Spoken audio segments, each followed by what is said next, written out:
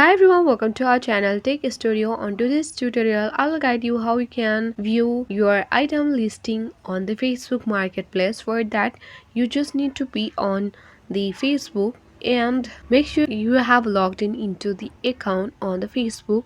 Then on the top right corner, you will see the three-line icon. Tap on it and then you can be accessed to this page where on next to pages you will see Marketplace. Tap on it.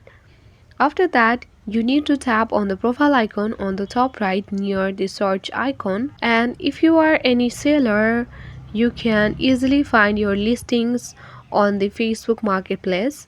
So tap on your listing under the settings, and after that you can easily view your item listing on the Facebook Marketplace.